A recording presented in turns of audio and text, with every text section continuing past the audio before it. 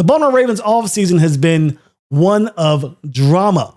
I mean, lots of things to talk about. Justin Tucker, who stays and who goes. We'll touch on all that and more next on Ravens Talk. Look, this the Raven Talk, this the Raven Talk, this the Raven Talk podcast. Follow us on Instagram, on YouTube for the broadcast. Said this the Raven Talk, this the Raven Talk, this the Raven Talk podcast. Not old news, this is new news to the whole world where they ball at. Come and listen to the former writer for the Baltimore Sports Illustrated. Never a dull moment in the National Football League. The Baltimore Ravens are no different. Lots of drama with players currently on the roster for various reasons. Some may be leaving, from Justin Tucker to Ronnie Stanley to Brandon Stevens. Who stays, who goes? We'll touch on that more right now. Welcome to Ravens Talk. I'm your host, Samuel Njoku. As we mentioned, the Ravens are in free agency mode. Lots of decisions to be made. The cap space has been one of much conversation. How the Ravens maneuver around that cap space to make their team better. We have Brian McFarland, the writer for Russel Street Report, salary cap expert, to come on the show and talk about how the Ravens maneuver the salary cap, make big decisions for this roster in 2025. We'll touch on the Justin Tucker situation. We haven't got on this show since the Super Bowl to talk about what has happened with Justin Tucker and what that means for his future with the Baltimore Ravens in the National Football League as a whole. We'll touch about the Ravens roster. I mean, lots of free agency to talk about. Ronnie Stanley, Brandon Stevens, Patrick Ricard, and many, many others. They could be finding themselves wearing a different color jersey in 2025. And that's exactly what will start to show out, because Ronnie Stanley has been the focus of conversation. This time last year, we weren't certain if Ronnie Stanley was going to come back, but he has shown enough as the Baltimore Ravens to incite enough intrigue that the Ravens are on full tilt to get Ronnie Stanley to become a Raven. Lots of people, including myself, thought this would have got done prior to the start of free agency, but as we trickle down ever so closely to the beginning of the tampering period, many are wondering whether or not Ronnie Stanley will be available for the Ravens. If he makes it out to the free agency, I don't know, man. It just seems like he's going to price himself out of Baltimore. It's something that we talked about earlier this season, that Ronnie Stanley may not be able to come back because of his huge price tag. The Ravens made it very clear during the combine that they were going to do their best to get something done, and they were very optimistic about it happening. But as we inch closer to the beginning of the tampering period, lots and lots of teams that started to come out as saying they're going to make a valiant effort to retain and regain, or gain, I should say, the services of Ronnie Stanley. The Kansas City Chiefs, top of that list. I mean, the Chiefs made it to the Super Bowl last year. Only one out of the 16 teams in the AFC get to go. It seems that year after year, that team is the Kansas City Chiefs. They get a chance to get Ronnie Stanley and secure that blind spot for Patrick Mahomes. We've also heard from the New England Patriots, who have said that they may be interested. These are according to various reports from media sources. They could be possibly going after Ronnie Stanley. So this is very concerning if you're a Ravens fan, because if Ronnie Stanley doesn't come back, your options diminish quite a few. Of course, you have Roger Rosengarten, somebody who played very well at right tackle towards the end of the season. Again, lots and lots of design chips from the running backs and tight ends via Todd Monken to try and help Rosengarten out during those huge moments against premier pass rushers like TJ Watt, like a Micah Parsons, like a Myles Garrett. So having him move to the left side is a little scary, because you're going to have to still afford that running back or tight end unless Rosengarten improves vastly in year two. So that makes it a little difficult for Ravens front office people to be totally on board with the idea of moving Rosengarten to the left side. Now, Rosengarten has played predominantly left throughout his career, so the nuances of learning the position won't be as vast for Rosengarten. It'll just be a matter of him being a pro, having that level of skill at the professional level. But it is a situation where the Ravens don't want to really find themselves in. That's why you hear from EDC and John Harbaugh about their willingness to make something work with Ronnie Stanley, who has played well. A lot of fans were very disappointed in the way Stanley had played the last couple of seasons, a lot of it due to injury, obviously. But the year before last, 2023, Stanley decided to play with an injury. You could tell he was struggling against anchoring. You could tell that he was having very difficult times at bull rushes. And so his play diminished significantly. But in 2024, fully healthy, he had a resurgent career, I would say, at least in the 2024 season. And that has given the Ravens enough to say, okay, let's get this done. Stanley took a bit of a pay cut to make it work in 2024. He bet on himself, and now it's the time for him to get paid. So I would not be surprised. And I know this is being recorded prior to any news. I'm sure once this episode drops, Ryan Stanley would have agreed to an extension with the Baltimore Ravens. It always works like that. Those other content creators out there understand what I'm talking about. But as of this recording, Stanley is inching closer to free agency. And when it gets to Monday, when the agent can start officially talking to other teams, who knows? Now, this could go either way. We know the Ravens like to play it down to the whistle, but I also know how the Ravens work. If Stanley makes it to the beginning of free agency, they'll let him test it because they already know they're not going to push the agenda. And then hopefully Ronnie Stanley comes back to them. This is the contract I got from maybe the Chiefs. Can you match it? Can you make it work? So that's probably where I'm leaning towards as far as hope is concerned. Again, as of now, the Ravens are working diligently, negotiating to try and get Stanley in purple and black for at least a few more seasons, giving some much needed relief to the blind side of Lamar Jackson. But Stanley isn't the only one. He is not the only Raven who may be looking elsewhere in 2024. Lots of different pieces out there. Patrick Ricard, another guy, we all know what Pancake Pat means to this offense. It's just a formality. I would be shocked and disappointed if Ricard isn't a Raven in 2025 and beyond. No one utilizes fullbacks more than the Ravens. It's just a match made in heaven. I'm sure Ricard's just waiting on the Stanley situation to play itself out, or they can maneuver some cash to get Ricard back in Baltimore. I'm not even sure Ricard is too much worried about it. Maybe the Eagles may be interested in the services.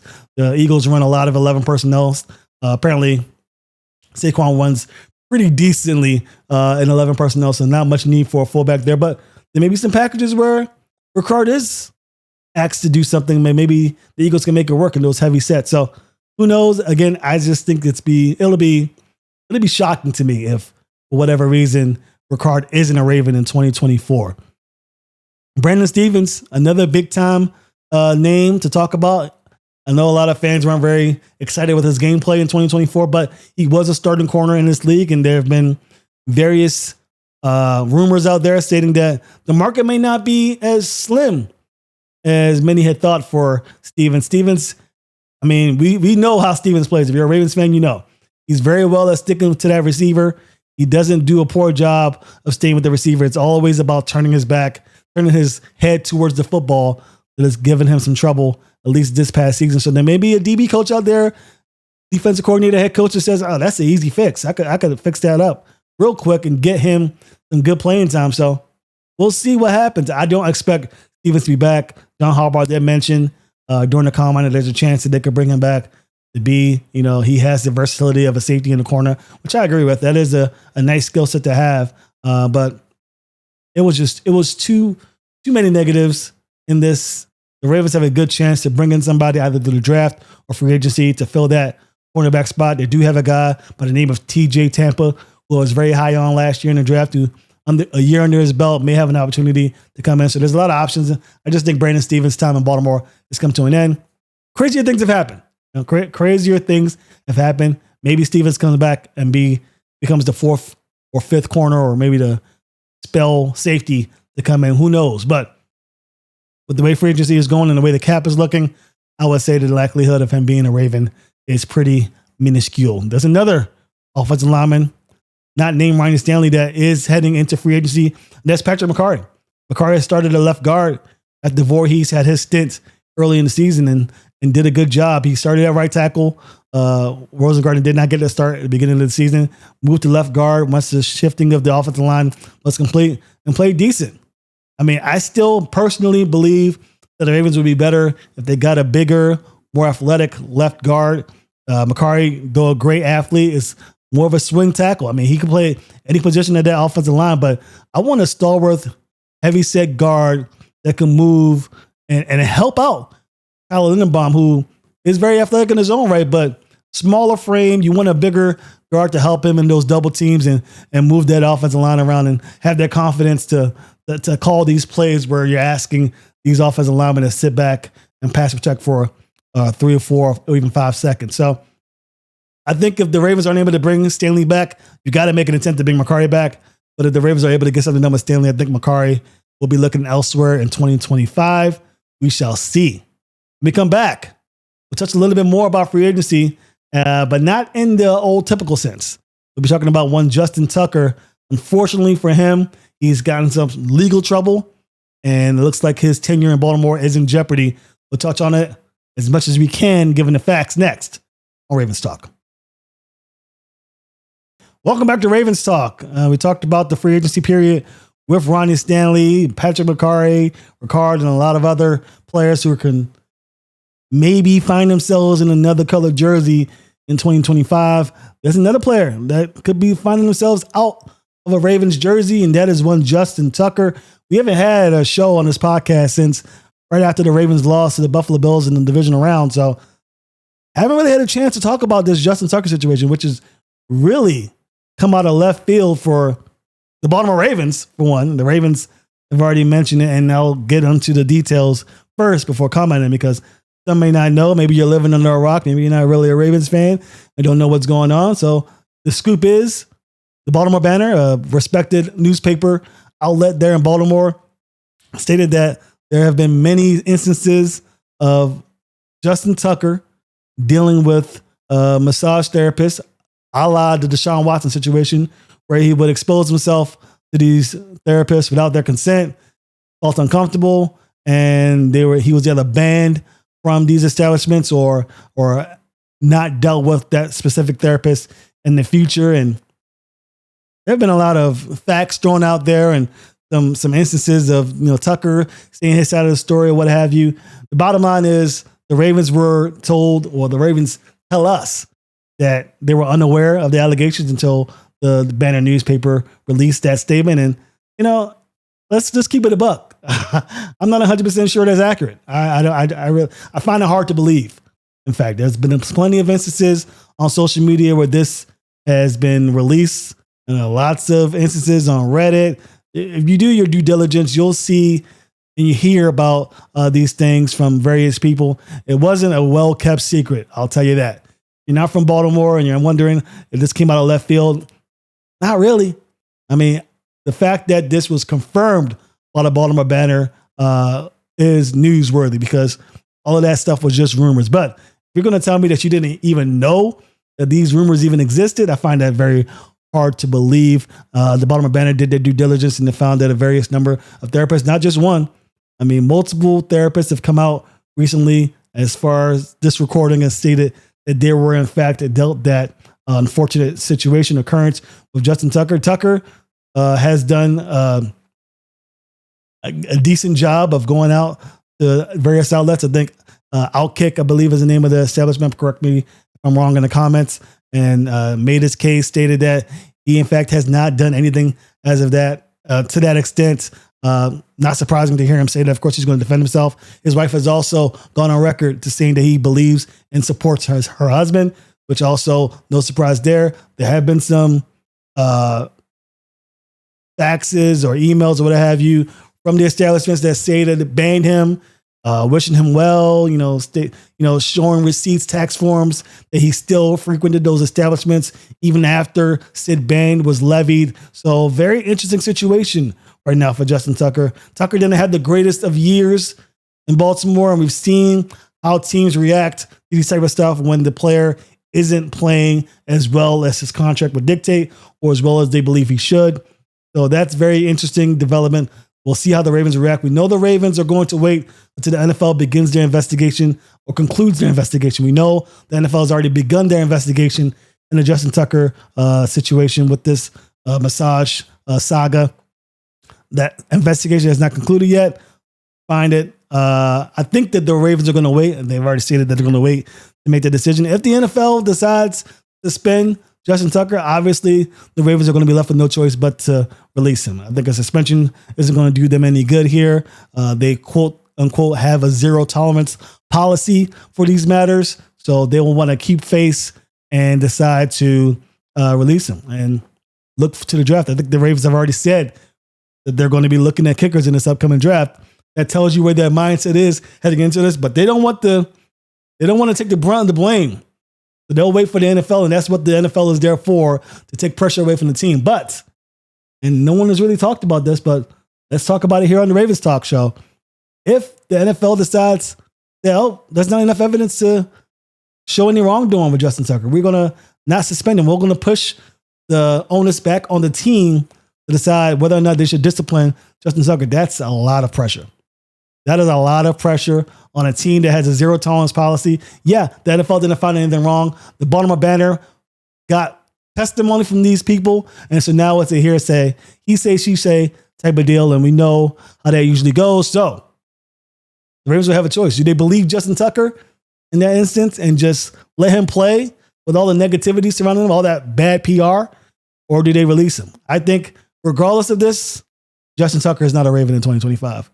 Let's say the unthinkable happens, not unthinkable, what the unexpected happens, and the NFL finds that there isn't enough evidence to, punish Justin Tucker for the accusations. How do you keep Justin Tucker? How do you keep him? There's lots of women who watch this sport, a lot of women who cover this sport. And to find out that you have to cover a guy who's been accused of stuff like that, whether or not he actually did it, I know a lot of fans are there, well, there's no innocent until proven guilty. Relax. This is a business. This is the National Football League. It's about optics. It's about how you want to be perceived as an organization. Does Justin Tucker deserve to be let go if he, in fact, didn't do this? I guess not. But the optics, the PR, the nightmare, are you going to risk that? Are you going to risk the chance that this guy did exactly what these women say that he did on the onus that you can't technically prove it? That's a slippery slope for any NFL franchise, especially a Baltimore Ravens franchise that has already said they have a zero tolerance for this. So all this to say, Justin Tucker will not be a Raven in 2025. You can book it. Unfortunate end if you're Justin Tucker to an otherwise promising career. Justin Tucker has been, besides Lamar Jackson, the Raven. If you go to Baltimore, you see his face everywhere. He has endorsements. He's much beloved prior to this. So tough pill to swallow if you're Justin Tucker, but it is what it is. It is why you need to be doing your best as a civil member of society to not get yourself in these situations. And if you're going to say that Justin Tucker was accused of this just so that they could take money from him, there are plenty of NFL players across the league who get massages from other women. There are plenty of players in the Baltimore Ravens that get massages from various outlets other than the one in the Baltimore Ravens facility, and we don't hear this stuff about them. So take that and consider it before you press on about the innocence of proven guilty spiel. The Ravens are, unfortunately, for themselves in a tough position where they have to make this call. I just don't see it, regardless of the outcome of the investigation for the National Football League. In my opinion, will come out that they'll probably suspend him based on what we heard from the Baltimore Banner, who, again, I trust as a media outlet. Justin Tucker's not a Raven in 2025, and they'll have to look to the draft or maybe even an undrafted free agent. Ravens did it with Justin Tucker. They'll likely be able to do it again this year, but they'll be looking for a kicker elsewhere in 2025. When we come back, we'll have Brian McFarland, writer for Russell Street Report, salary cap expert. We have him here every year talking about the cap. The cap is even tighter than it was in previous years. Less decisions to be made in terms of what they can do for the guys that currently have on the roster, but the Ravens are very close, very, very close to being Super Bowl champions. A catch here at a 2-point conversion, a missed opportunity with the turnover, a toe here.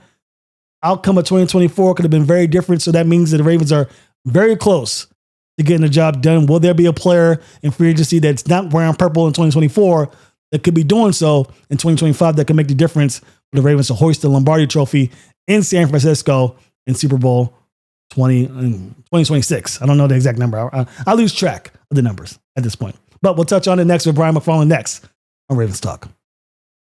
Welcome back to Ravens Talk. Again, we have with us Brian McFarland, who is a salary cap expert for Russell Street Report. Welcome back to the show. Thanks for having me on, Sam. Always good to talk to you. Yes. Talk to you every offseason. Make sure we get you on because I know you're very busy this time of year. This is when everyone wants to know what's going on with the Ravens, especially with free agency, and salary cap is always a topic of discussion because the Ravens do such a great job of maneuvering the cap and try and get as much talent onto the roster as possible. What is the salary cap situation going? How is it going right now?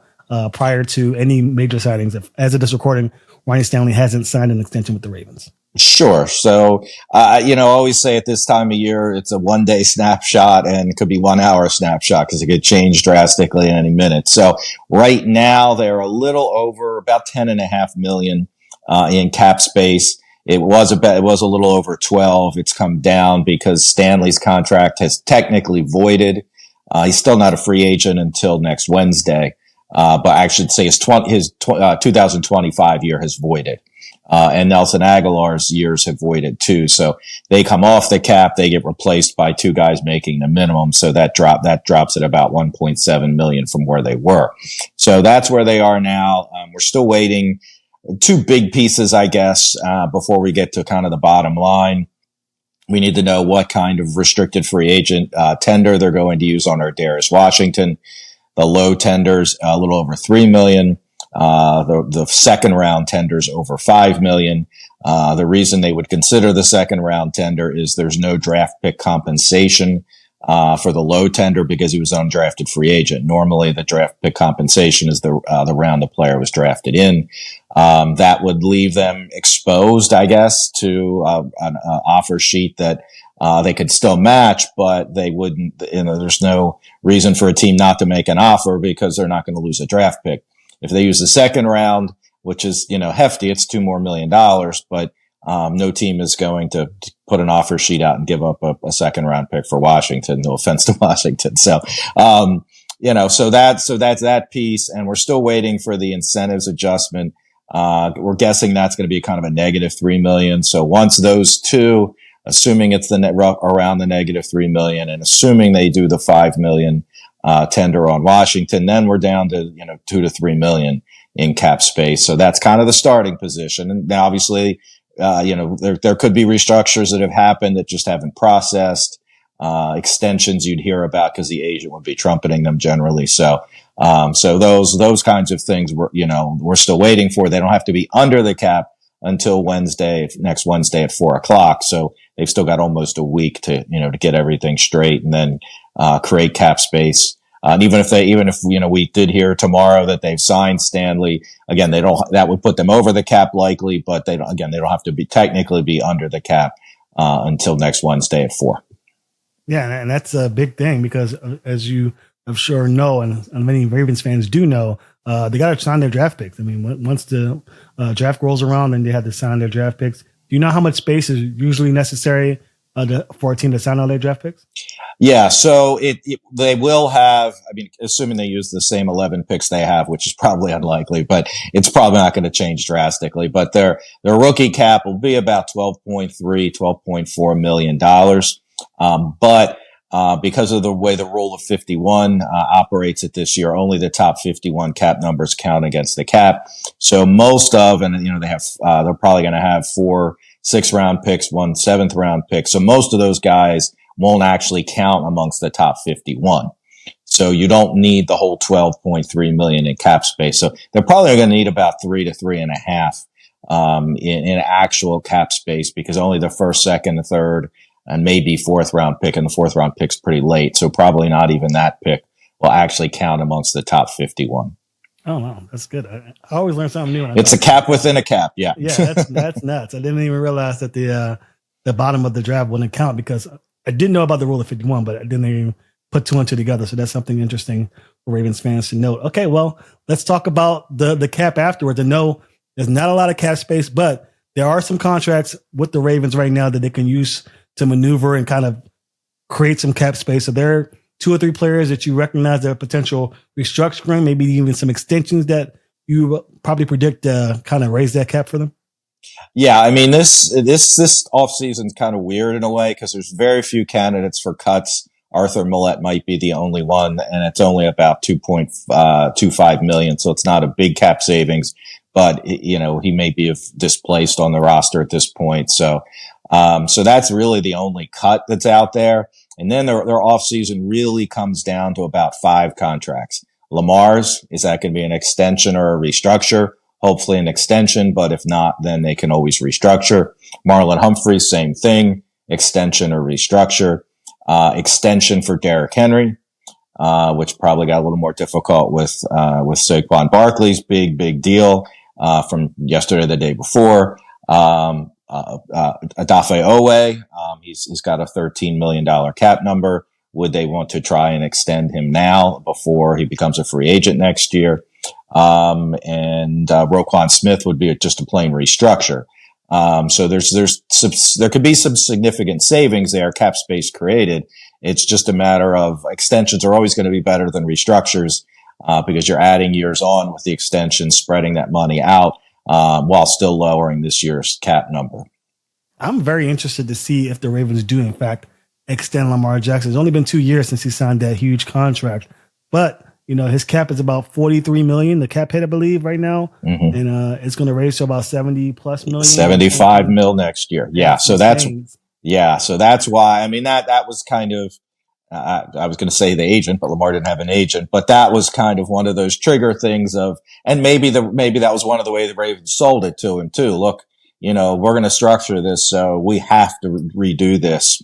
So, I mean, he went from the top quarterback, and I think he's 7th in annual salary now in just 2 years. So that's kind of crazy. And there's certainly guys above him who, I mean, that's not the way contracts work. That's the way it works. The next guy comes along and gets the bigger deal. But there's certainly guys above him that, how many better there's certainly not 6 better quarterbacks than him in the NFL right now. So, but that's the way they work. And he'll be, DaCosta said he was going to be going to visit him sometime. Hopefully they're already working on that. I do feel like this, in a famous last words, of course, but this should be easier this time because, the idea of fully guaranteed should be out the window at this point. And, now let's just get back to that. Every contract goes up by $1 million or $2 million a year. And then, they can structure it the same way. We'll be able to revisit this in 2 or 3 years again. And that's the way a lot of quarterback contracts work anyway. So, but yeah, if they can't arrive at an extension and they have to restructure him, that's going to add $4+ million on to those $75 million last 2 years. So in 16 and 17, his cap number would be almost 80. So you'd kind of like to avoid that because from the Ravens perspective, if it's 80 next year, I mean, all the leverage in the world is you've given up any possible leverage you might have. He's got it all.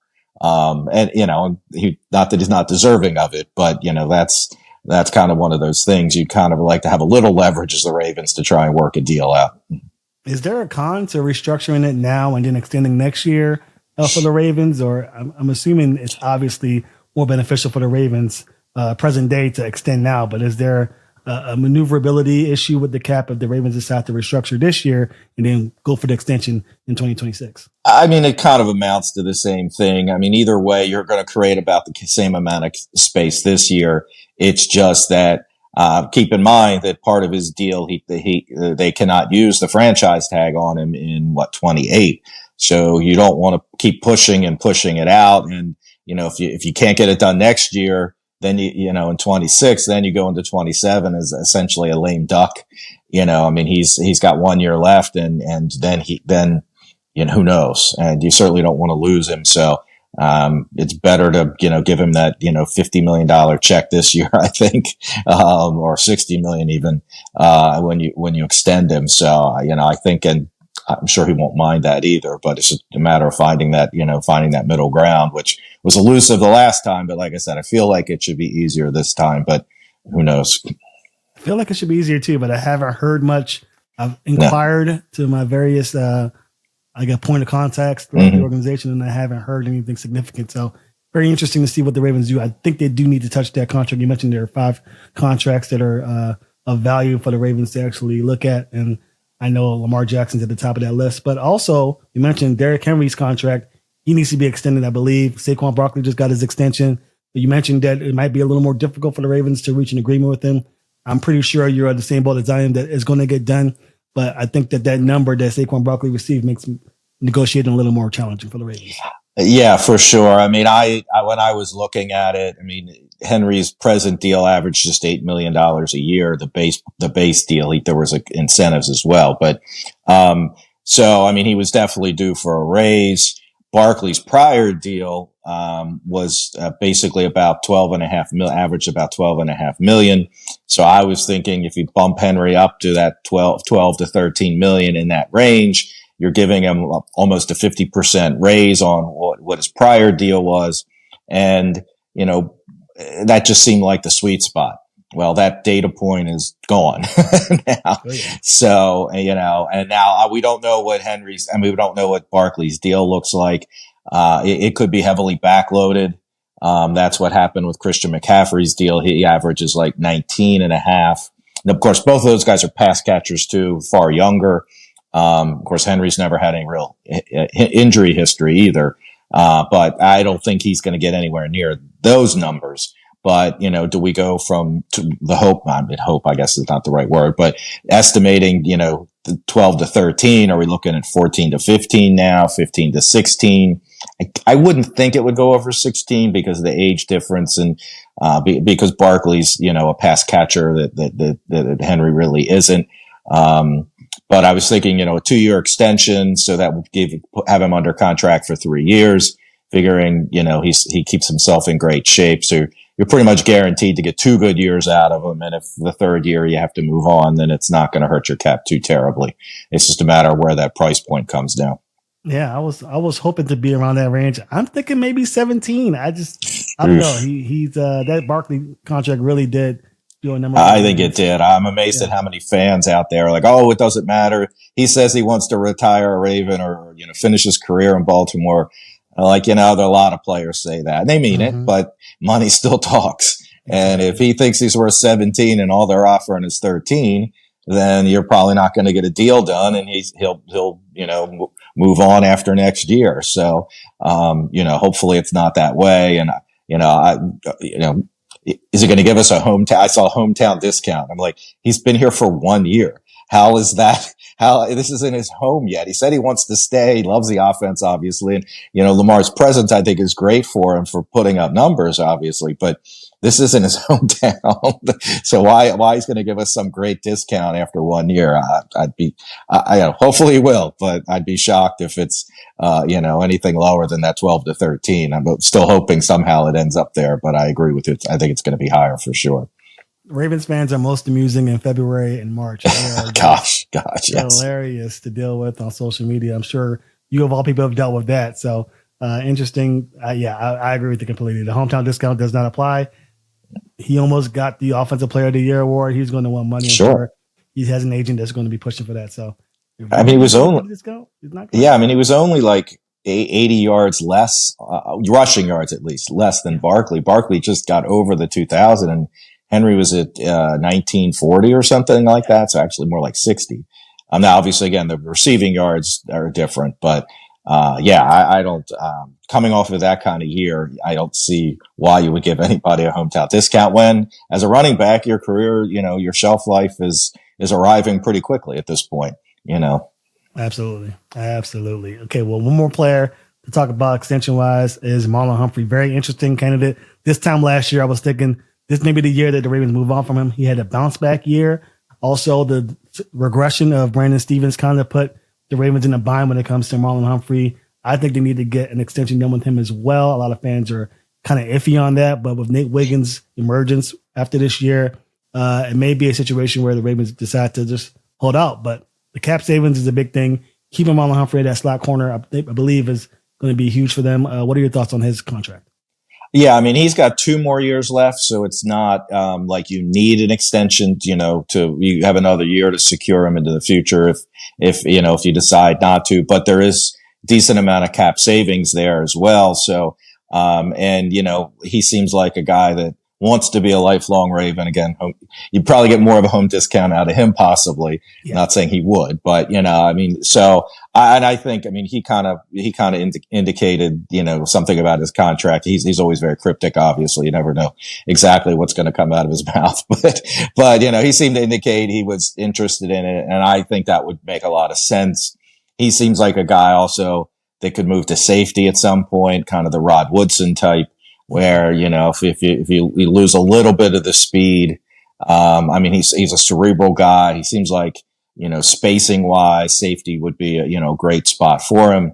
Obviously depends on what their plans are for safety, going forward. But that's definitely one I think will get done, at some point. But again, if they can't get it done, they can always just do the restructure. If you do the restructure, you're not getting the extension this year because it doesn't make sense after pushing that much money to the future. You're just kind of punting it till next year. So fingers crossed that they'll get that one done.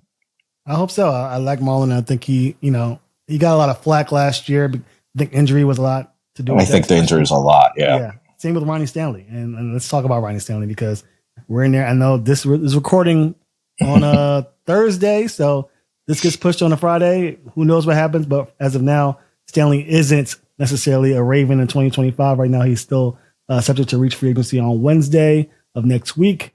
What are your thoughts on the contract situation? Do you think a deal gets done? And if not, where do you think the Ravens go? Yeah, I mean, I obviously Eric DaCosta was more open and glowing in his comments about Stanley at the combine. The longer it takes, though, the closer you get to Monday when you have the illegal tampering period. And honestly, the legal tampering period probably starts at the combine anyway. But, especially when you start hearing deals being done and you start hearing numbers, at least the public starts hearing numbers. So, the closer we get to that, the more scared I am that that's not going to happen. The injury history is the big question with him. Is that going to scare teams away? The Ravens know him better than anybody else, obviously. So of course, if they're talking about re-signing him, and then maybe that says to other teams, okay, well, we trust that they're comfortable with it. So we can be comfortable with it too. You've heard New England and Kansas City. I mean, New England would, and they've got plenty of cap space, but they'd have to bowl him over, I would think. Because obviously they're not going to be a contender in the next 3 or 4 years, or 2 or 3 years, maybe, whatever it might be. Kansas City is obviously the scary one. There was talk of Kansas City coming out in the last couple of days. Again,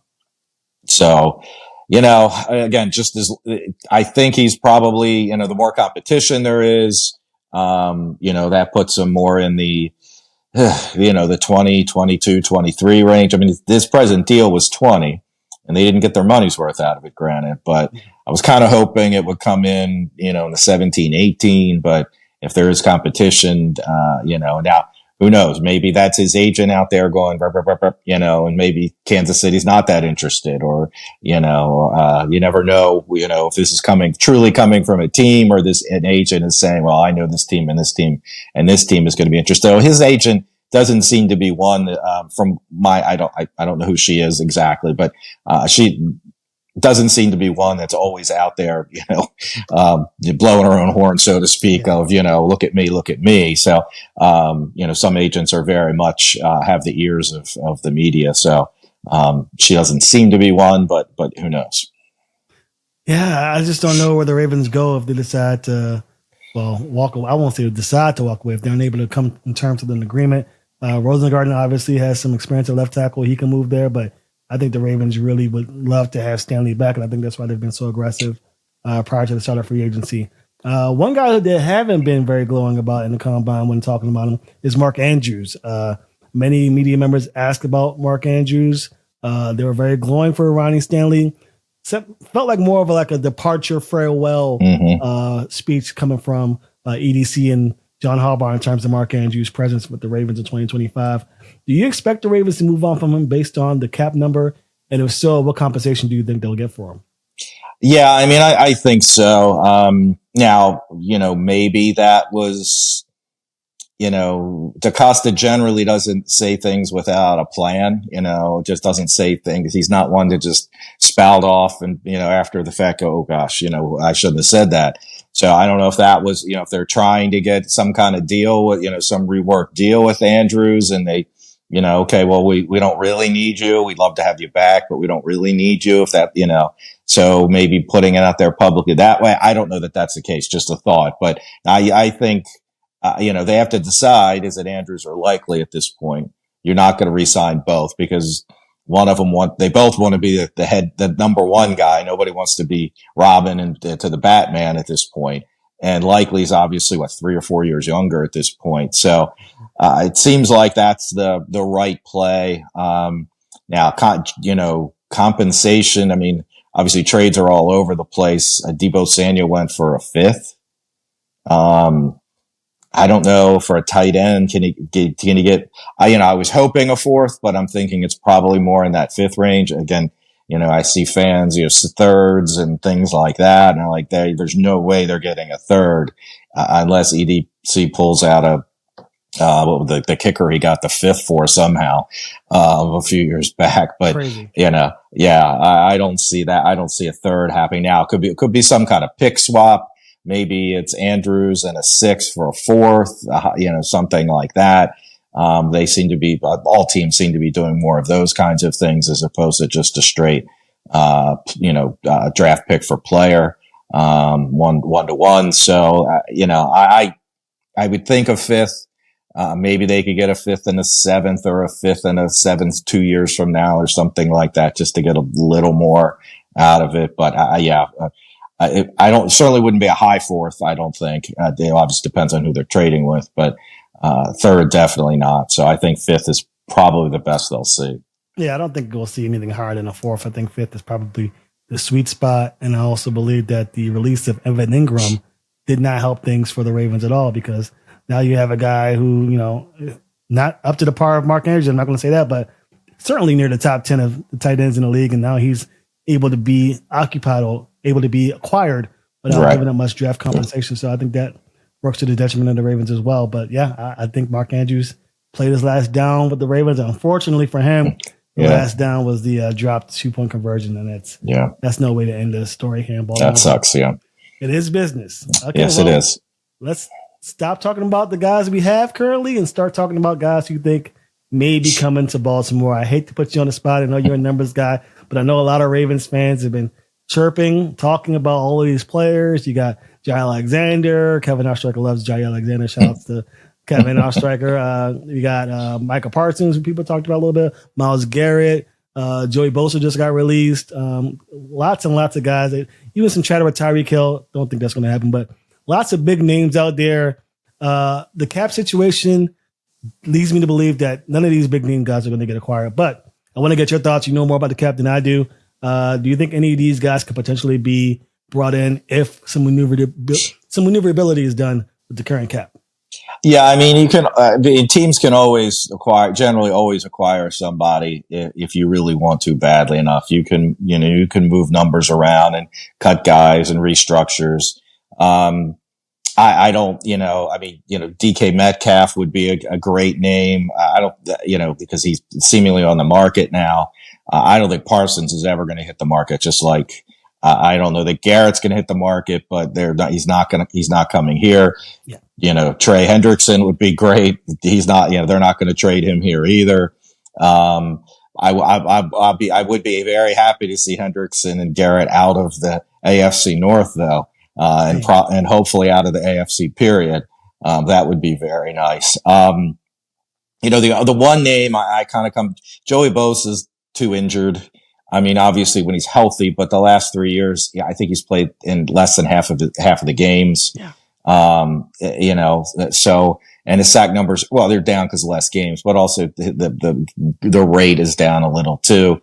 That would be, it's a big name. Fans love big names, but that one strikes me as very dangerous. Of course, the Ravens with Ortiz there and Jim Harbaugh. Obviously the Ravens can get a very good skinny on those guys. The other guy is the guy I think would probably be more likely, and that's Khalil Mack. He's a free agent. So, now he's an unrestricted free agent because his contract ended. So, now that's still going to cost you 20 to 25 a year, whereas all the others are 35 now. I mean, Parsons is 35. Hendricks is going to get 30 to 35.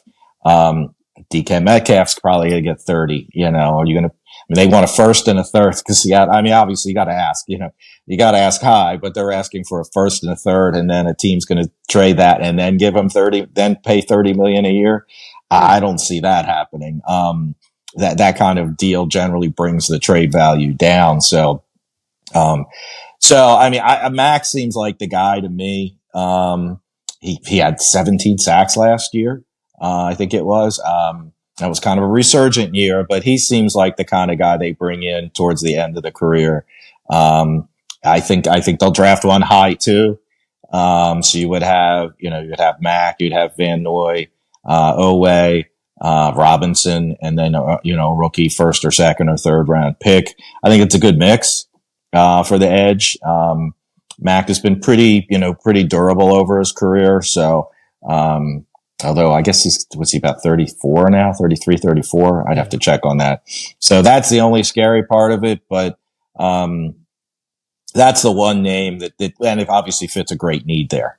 And it's going to cost, so if it is, but it's not going to cost 10 million, 5 to 10 million more like some of these others are. So that would be the one name, and again, that's probably a pipe dream, but that would be the one name that, if they're going to go for somebody big, I don't think they're going to go for big at safety again. I don't think they'll go big at wide receiver. I mean, you have your two starters. For the first time, we don't need. I mean, it'd be nice to have any kind of wide receiver like Metcalf, but a bigger wide receiver, to play out on the edge, and be able to, Lamar, if he's in trouble, just throws it up, and that guy's going to come down with it. I mean, the Ravens haven't had that since. Well, I mean, Bolden was, but he wasn't that tall. I mean, Michael Jackson, if you want to go all the way back to the first couple of years of the team, like unfortunately they do, so that's, they haven't had a guy like that in a long time. But I don't know that they're going to spend money on that at this point. Yeah, I don't think so either. A guy like Mike Williams, a guy who plays for the Steelers last year, I think something like around those lines, maybe as a wide receiver to come in, but I don't think they're going to spend too much money. I mean, DK Metcalf is definitely an enticing option. Sounds great. Yeah. But Adams, another guy, everybody loves him. But, I think somebody big body like that to come in, stretch the field is something that the Ravens would probably be looking at. But, Metcalf's going to cost money. But I do like Mac. I do like the idea of Mac. I think that's costly. Probably. Yeah. But yeah, especially coming off of 17 sacks. But if there is one, I feel like that would be. Now, of course, again, they get the skinny from the Chargers. If the Chargers say, his knees are about to give out or whatever it is, then that obviously changes the complexion of things. Yeah. Well, fingers crossed. I'm going to root for it. I'm going to put on this video that Brian McFarland says the Ravens are going to get Khalil Mack, and then we'll see where it goes from there. Right. I appreciate you so much, Brian, for coming on the show and talking cap. We'll make sure we get you on a little bit after free agency has calmed down and get the skinny on the cap. But let the folks at home know where they can find your stuff and what you're working on. Sure. So this is my time of the year, obviously on Twitter /X, at Raven Salary Cap. That's where, as soon as news breaks, as soon as we get some numbers, I'm putting it together, whether it's the details of the contract and then what it means to the cap. My articles are on Russell Street Report. Just had a bunch of articles come out recently. One, earlier this week, which is called Effective Cap Space, which is, what the actual amount of money we talked about, draft picks earlier, and kind of the actual amount of money that, taking into account those future expenses, practice squad, injured reserve, the practice squad elevations, those kinds of things. When we get to September, when the rule of 51 ends, the teams are mindful of those, but just because, if the Ravens have $10 million in cap space doesn't mean they have $10 million right now to spend. They've got all those future expenses. And that article kind of lays those things out. And then obviously when the draft picks start signing, we'll be breaking those down as well. That's awesome. Definitely, if you're a Ravens fan, be sure to listen. So you don't sound crazy on social media talking about why you bring in 3 different premier Hall of Famers to the Ravens. Right. The reason why the Ravens aren't able to do that. And if you're learned and learn more about the cap, you understand why. So definitely tune in and listen in on Russell Street Report. I love those guys, and appreciate you again, Brian, for joining us. Absolutely. Anytime. Yes. Awesome. Sounds good. When we come back, we'll have final thoughts on the show, a little bit more about free agency and what the Ravens could do. All that and more next on Ravens Talk. Welcome back to Ravens Talk. Again, that was Brian McFarland, Russell Street Report, salary cap expert, talking to all things Ravens. The cap is much discussion, and it should be, because the Ravens fans are, you guys are a little crazy when it comes to this free agency stuff. Lots and lots of trade rumors. You guys would love for the Ravens to get this guy. If they don't get this guy, it's a failed season. EDC doesn't care about the Ravens. They always sign, big time safeties, but not wide receivers. Forget about the fact that safeties cost, millions of dollars less than a wide receiver. DK Metcalf asking for $30 million this season. And he can only run route in the National Football League. And the Seahawks are asking for a first and a third. Oh, don't worry about that. Do what you got to do to get Lamar Jackson, another receiver, in an offense that doesn't run 11 personnel. In fact, I believe they're the third least ran 11 personnel team in the National Football League. Oh yeah, let's get a third wide receiver in there. Just throw away Rashod Bateman. You see where I'm getting at with this? I mean, it's insane the level of insanity that comes from Ravens fans in regards to free agency. I get it. As a fan, you want the big name. You want your team to get a guy that can play well. But pump the brakes. How do you win in the National Football League year after year after year? You draft. And I know some fans disagree with this for some odd reason, but there isn't a better drafter, in my opinion, in the National Football League. Maybe you can make a case for that guy in Philadelphia who just won a championship, but man, for my money, Eric DeCosta is one of the best at getting talent in here and doing what he has to do to get this team ready year after year after year. The Ravens are competing for a championship.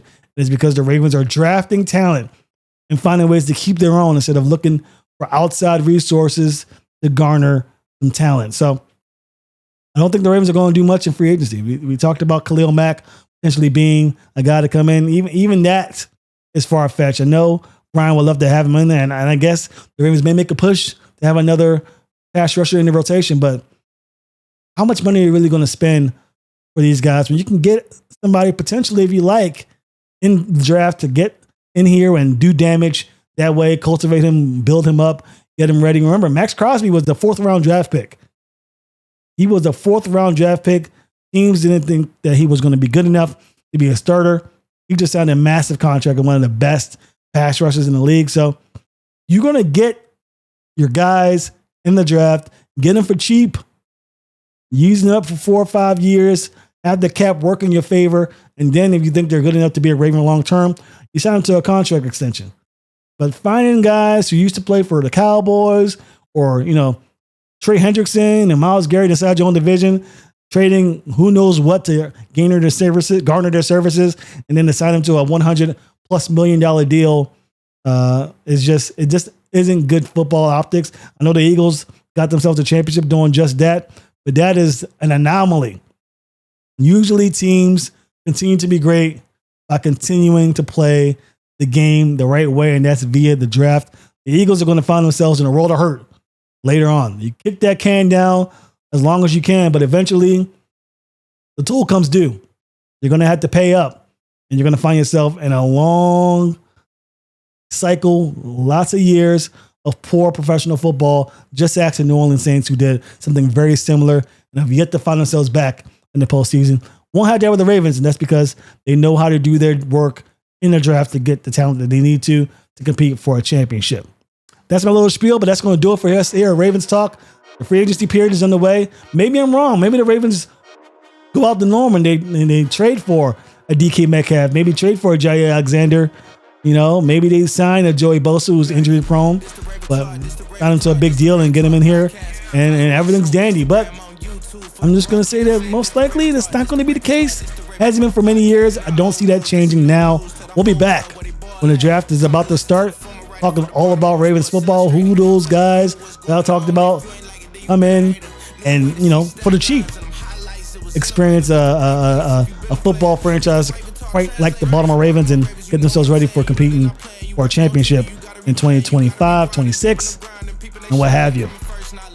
That's going to do it for Sarah Ravens Talk, and we will see you very soon.